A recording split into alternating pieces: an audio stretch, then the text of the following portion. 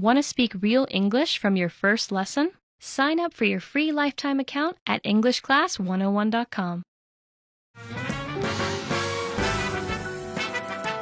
Welcome to EnglishClass101.com's English in 3 minutes, the fastest, easiest, and most fun way to learn English.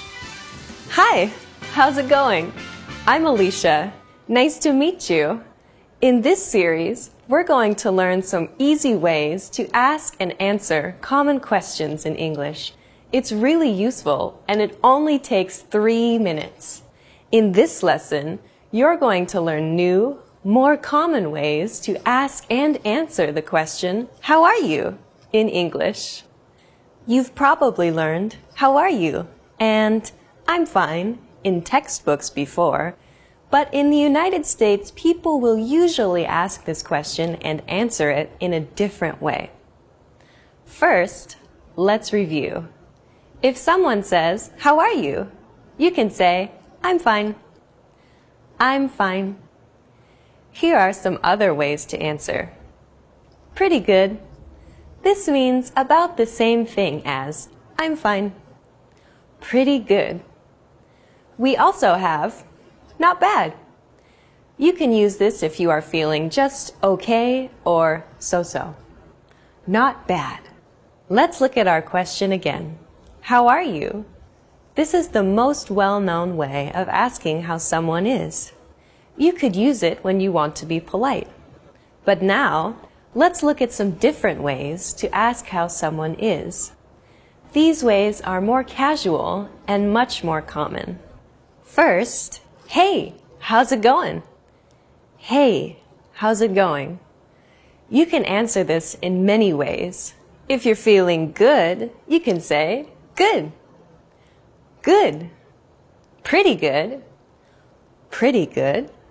Not bad. Not bad. Once more, good. Pretty good. Not bad. Here's a tip. Even though these answers mean the same thing as "I'm fine," you can't answer "How's it going?" with "I'm fine." It will sound a bit strange. If you're not feeling good, you can say "not so good." Not so good. Not great. Not great. Or not so well. Not so well. Be careful. If you say one of these, the other person will usually ask, "Why? What's wrong?" to be polite. Then you will have to explain. Another casual but very common version of "How are you?" is "What's up?" What's up? To reply, use a cheerful voice as you say, "Not much," "Not much," or "Nothing much," "Nothing much." This means you're free and able to chat. Since "what's up" is just another way of saying hello, you can also reply with "hey" or "hi." Now it's time for Alicia's advice. A lot of the time, when we ask questions that mean "how are you?" in English, we're not actually asking about the other person's health. We're only asking to be polite. You should think of these questions as another way of saying hello, a way for the conversation to get started, instead of actual, literal questions. In fact, when someone asks you, "What's up?" you don't even have to answer. Just say, "What's up?" in reply. Welcome to EnglishClass101.com's English in 3 minutes, the fastest, easiest, and most fun way to learn English. Hey everyone, I'm Alicia. In this series, we're going to learn some easy ways to ask and answer common questions in English. It's really useful, and it only takes 3 minutes. In this lesson, you're going to learn how to ask what someone's job is in natural English. Of course, you can just say, "What is your job?" This is correct English, but it sounds too direct and awkward. Native English speakers almost never say this in a social situation. Instead, they use a different question. But before we master that, we need to compare it to a very similar question. What are you doing? I'm presenting a video about English. What do you do? I'm an English teacher. Do you see the difference? These two questions, what are you doing and what do you do, sound similar but mean different things. The first one is asking what you are doing right now, this minute. You answer it using an ing verb. What are you doing? I'm reading. I'm watching TV. While the second is actually a shortened version of what do you do for a living? This is how we ask, what is your job in natural English? Let's practice this question. What do you do? What do you do? When native speakers of English ask this question, it can come out very fast and sound more like, what do you do? In order to tell it apart from, what are you doing? Just listen for the ing sound on the end of the question. If it's not there, then you're being asked what your job is. So how would you answer this question? Just think of it as if the other person is asking you, what is your job? You could answer with, I am, plus your job. I'm a teacher. I'm a teacher. Or, I'm an engineer. If you want to learn more job names, go to EnglishClass101.com and check out the core word lists. These cover job vocabulary and more, and include a picture and audio to help you perfect your pronunciation. You can also mention the place that you work at, starting with, I work at. I work at a hospital. I work at a hospital. I work at a law firm. I work at a law firm. If you work for a big company that is well known, you can say, I work for, and then the name. I work for Microsoft. I work for Microsoft. I work for the New York Times. I work for the New York Times. Now it's time for Alicia's advice. When you ask the question, what do you do? And the other person tells you their job, it's polite to make some kind of positive comment about his or her job. For example, how interesting, or that must be exciting, or even, oh, really? Remember to sound sincere. Welcome to EnglishClass101.com's English in 3 minutes, the fastest, easiest, and most fun way to learn English. Hey everyone, Alicia here. In this series, we're going to learn some easy ways to ask and answer common questions in English. It's really useful and it only takes 3 minutes. In this lesson, you're going to learn how to ask what someone's hobbies are without using the word hobbies. You've probably seen the question, do you have any hobbies?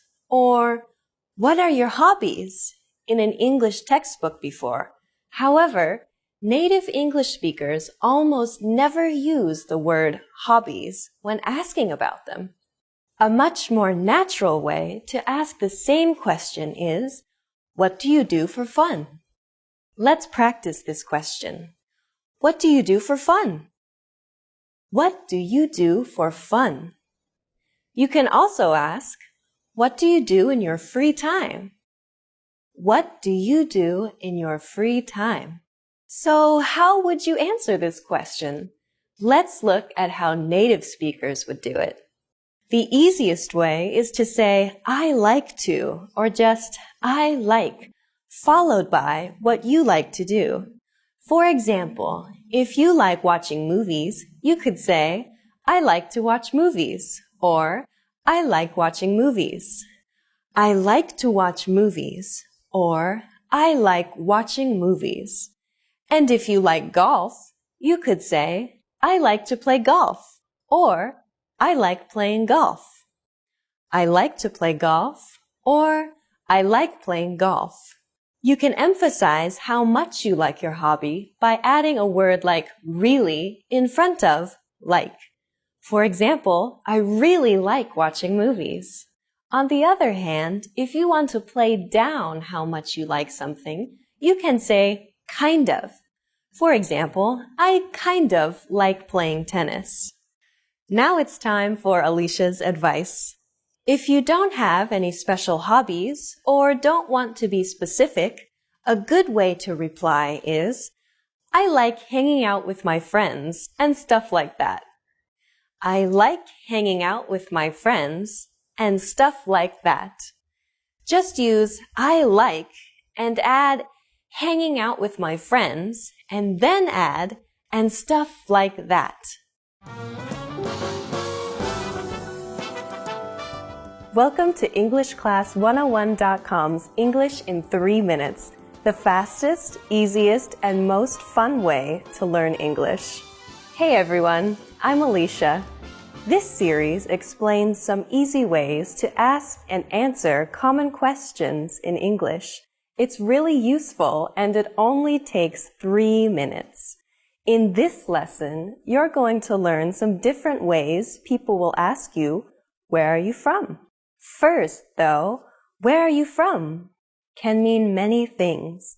It can mean, what city are you from? Or what state are you from?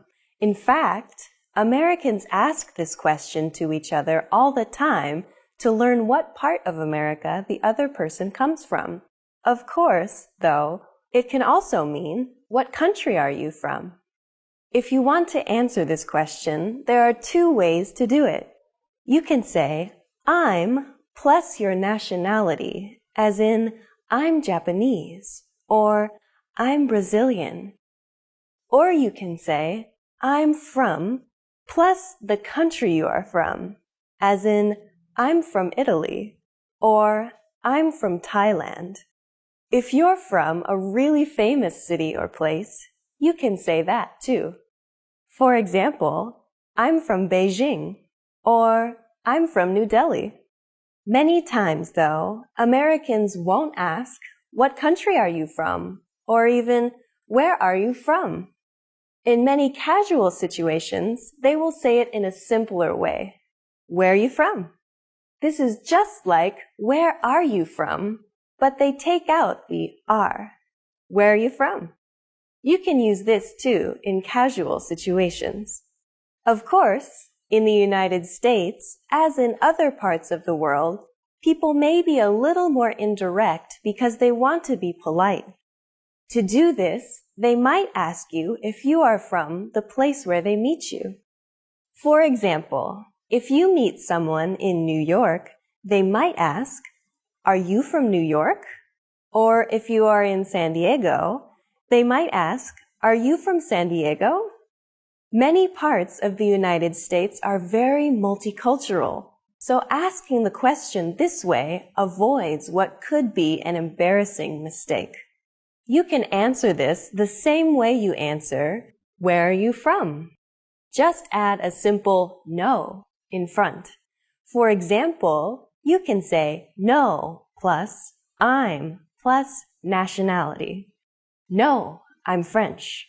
Or no plus I'm from plus country. No, I'm from Russia. Now it's time for Alicia's advice.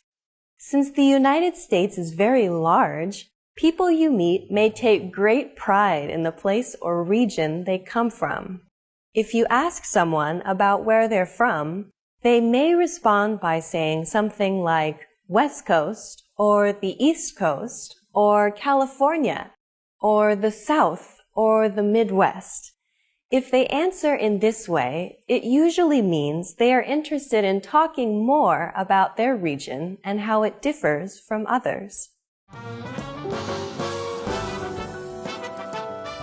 Welcome to EnglishClass101.com's English in 3 minutes, the fastest, easiest, and most fun way to learn English.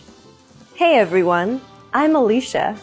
This series will teach you some easy ways to ask and answer common questions in English. It's really useful and it only takes 3 minutes.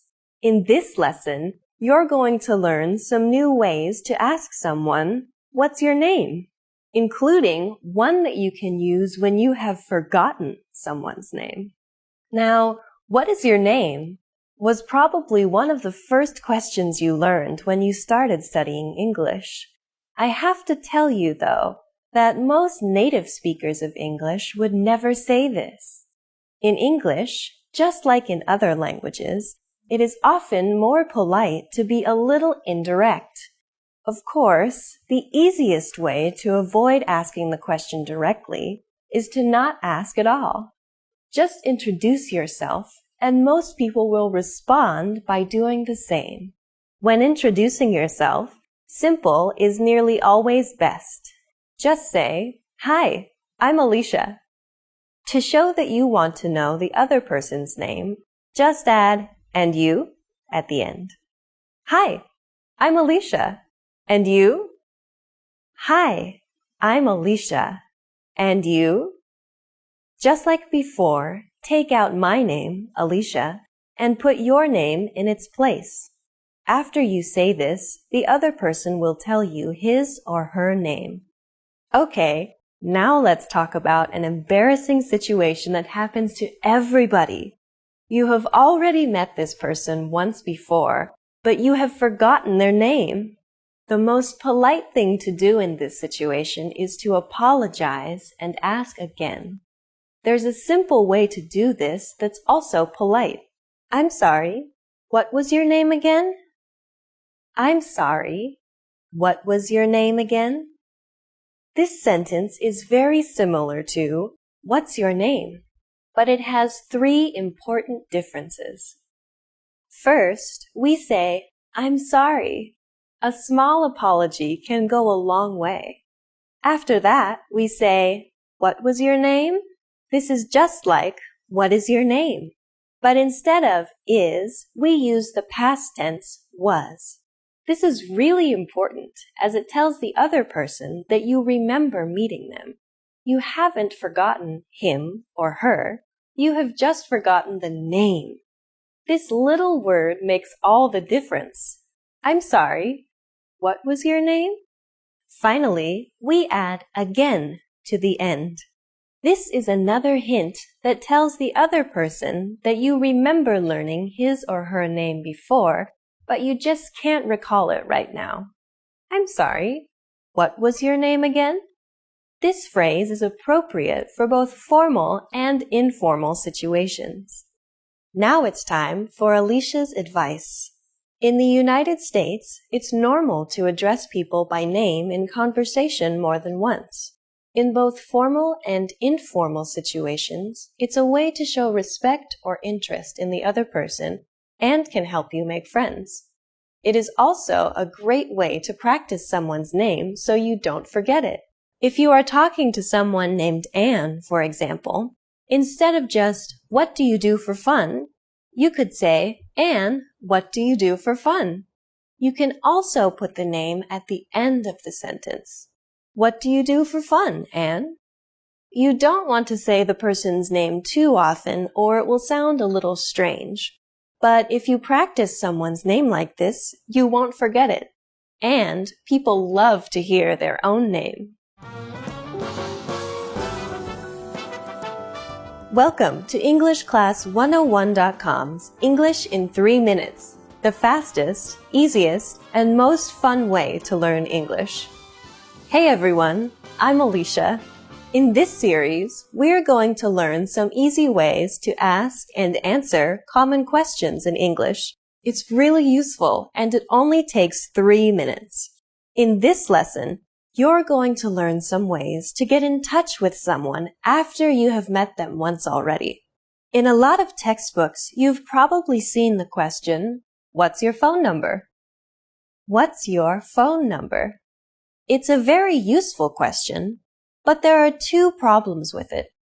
First, it can sound a little too direct, especially when talking to members of the opposite sex. And second, people use the phone a lot less these days than they used to. Instead, they might prefer to connect by email or on a social network like Facebook. To start, though, a simple variation on "What's your phone number?" that sounds a little less direct is, "Could I get your number?" Could I get your number? We start the sentence with could which softens the request. Next say I, then get, and finally your number, which is short for your phone number.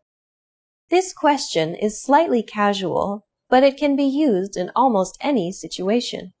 Recently, many people prefer to use email rather than the phone to communicate. Asking someone for his or her email address is also a little less direct than asking for their phone number. Could I get your email address? Could I get your email address? We just took could I get your number and replaced number with email address. It's that simple. Could I get your email address? If someone asks you either of these questions, you can reply by saying, sure, my phone number is, sure, my phone number is, or sure, my email address is, sure, my email address is, or sure, it's, and then say your phone number or email address at the end. By the way, if you're having any trouble with numbers, check out EnglishClass101.com's core word lists for these and other key vocabulary words. Each word comes with a picture, audio samples so you can perfect your pronunciation, and sample sentences and phrases so you can master its use in a sentence. Recently, many people use social networks like Facebook or LinkedIn or an online chatting service like Skype to communicate. People might ask you about these, especially if they are younger. If someone wants to connect with you through one of these services, they may simply ask, "Are you on?" followed by the name of the service. Are you on Facebook? Are you on Facebook? Are you on LinkedIn? Are you on LinkedIn? Are you on Skype? Are you on Skype? To answer, you can simply say, "Yes, I am," or "No, I'm not." If you respond with, "Yes, I am," the other person may ask how they can connect with you on one of these services. Of course, if you're not on one of these services, they won't be able to contact you. If you still would like to stay in touch with the person, though, you can say, "No, but my email address is," or "No, but my phone number is," and then say your email address or phone number. By telling the other person a different way they can contact you, you'll show them that you want to hear from them. Now it's time for Alicia's advice. If you ask someone for their phone number, their email address, or some other form of contact information, they will usually give it to you if you have gotten to know them a little beforehand. If you ask too early in the conversation, though, they may be hesitant about sharing that information. The key is to make sure you talk for some time before requesting this kind of personal information. Welcome to EnglishClass101.com's English in 3 minutes, the fastest, easiest, and most fun way to learn English. Hey everyone, I'm Alicia. In this series, we're going to learn some easy ways to ask and answer common questions in English. It's really useful, and it only takes 3 minutes.